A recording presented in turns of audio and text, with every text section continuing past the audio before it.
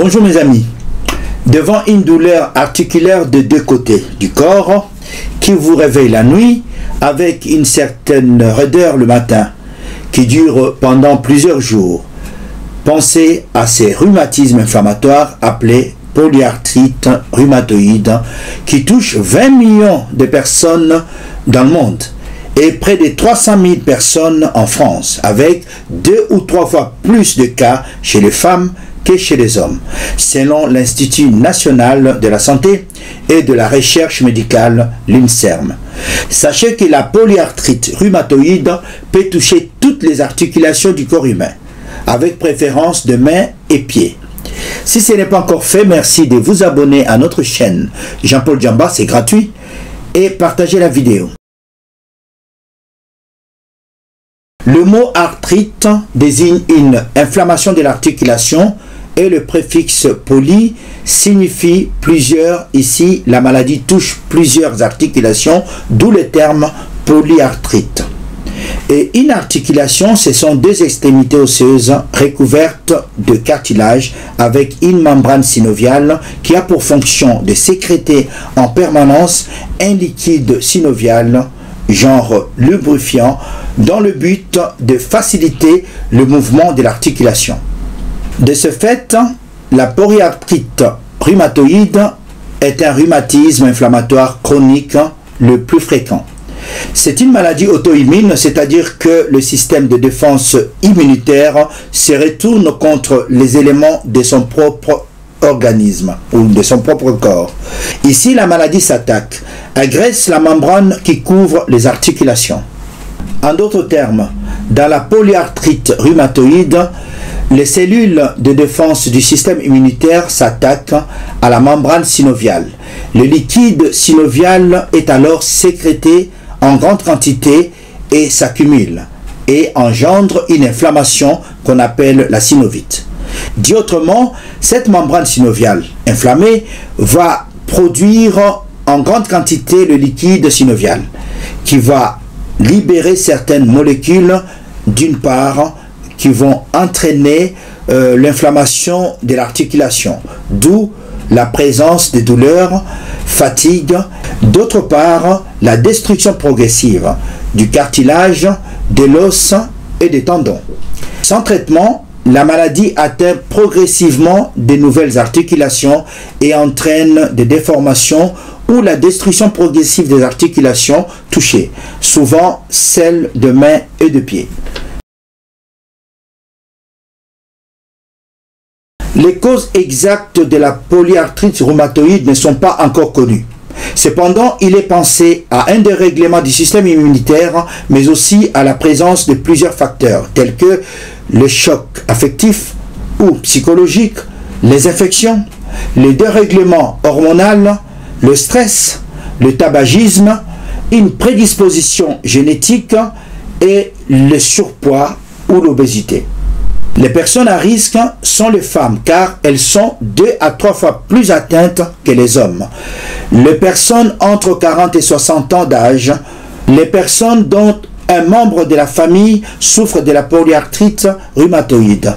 Les fumeurs, car selon certains experts, le tabac serait responsable du déclenchement de la polyarthrite rhumatoïde dans 80% des cas, et aussi responsable des diminutions de l'efficacité du traitement de fond.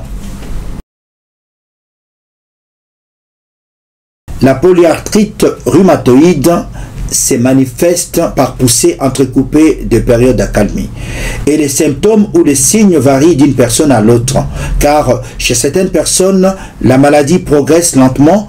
On parle d'apparition de l'arthrite 10 à 15 ans. Tandis que chez d'autres patients, la maladie progresse de manière rapide du jour au lendemain.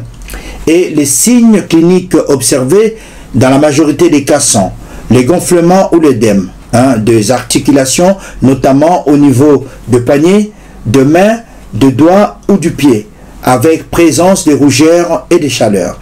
2, il y a les articulations qui sont douloureuses ou douleurs inflammatoires. Ici, c'est la présence de sensations, des raideurs, des douleurs sont plus fortes la nuit et au petit matin. ou après une période de repos prolongé. Sachez que ces douleurs sont présentes dans les mêmes articulations des deux côtés du corps, par exemple les deux mains, les deux pieds. C'est ce qui différencie cette pathologie d'arthrose, car dans l'arthrose touche habituellement les articulations d'un seul côté. Après, il y a la fatigue liée au processus auto-immune et à l'inflammation. Ici, la fatigue augmente lors des poussées inflammatoires. Elle peut être la conséquence des réveils nocturnes, empêchant ainsi le patient d'obtenir un sommeil réparateur. Il y a aussi la présence de fièvre dans certains cas qui peut être présente pendant les poussées de la maladie. Dit autrement, parmi les symptômes, il y a raideur et gonflement d'une ou plusieurs articulations. 2. Cette raideur apparaît généralement le matin. 3. Sensation de chaleur au toucher. 4. Peau de couleur rose, rouge ou violacée. 5. Douleur chronique provoquant un état de fatigue extrême. Le diagnostic se pose à l'aide d'un bilan sanguin et des radiographies. Mais si vous constatez une gêne pour réaliser certains mouvements qui durent dans le temps, si vous avez des douleurs qui vous réveillent la nuit, ou encore si vous avez des difficultés à bouger les articulations le matin, associées à des fièvres ou des frissons, de la fatigue, n'hésitez pas d'aller consulter votre médecin. Sachez que plus la maladie est dépistée tôt, plus on a des chances d'obtenir une rémission complète sans dégâts articulaires. Le traitement curatif de la polyarthrite rhumatoïde n'est pas encore trouvé. Cependant, plusieurs traitements améliorent la vie des patients. La douleur est traitée avec du paracétamol, l'inflammation avec des corticoïdes et les désordres immunitaires avec des immunosuppresseurs. Il existe aussi des solutions naturelles qui permettent d'améliorer encore la vie de tous les jours, telles que certaines racines, plantes, feuilles, etc. Autrement dit, les objectifs du traitement vont être la prise en charge des poussées douloureuses, les traitements anti-inflammatoires, non stéroïdiens ou des corticoïdes pour une courte durée, un traitement de fond instauré le plus rapidement possible et les règles d'hygiène. Autre objectif, c'est d'induire et de maintenir une rémission de la maladie, c'est-à-dire endormir la maladie. Dit autrement, on entend par rémission absence de symptômes d'inflammation comme la raideur matinale, les douleurs, absence de signes à l'examen, dans le bilan sanguin et arrêt de la progression de dommages articulaires visibles sur la radiographie. Dernier objectif du traitement, c'est de prévenir la déformation, voire l'invalidité. Le médecin rhumatologue peut prescrire ou associer l'ergothérapeute, les kinésithérapeutes ou les podologues dans la prise en charge, dans le but de préserver la déformation articulaire, d'assurer une préservation musculaire et de lutter contre l'enraidissement. Une personne atteinte de la polyarthrite rhumatoïde peut mener une vie riche et active aujourd'hui comme tout le monde, sous traitement. En l'absence de traitement, la polyarthrite rhumatoïde affecte d'autres organes. L'os peut être également attaqué, le cartilage aussi. Et le risque, c'est que les articulations s'abîment d'une part et se déforment d'autre part. Présence d'une sécheresse des yeux et de la bouche, le syndrome de sec oculaire.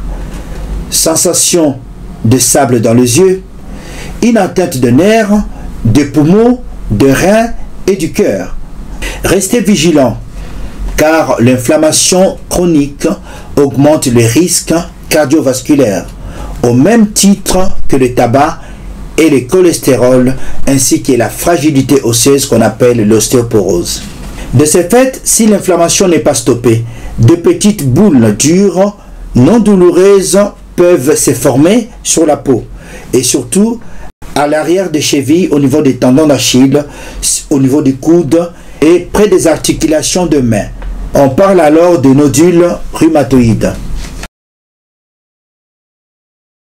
Nous avons vu que la maladie se manifeste par poussées entrecoupées de périodes d'accalmie.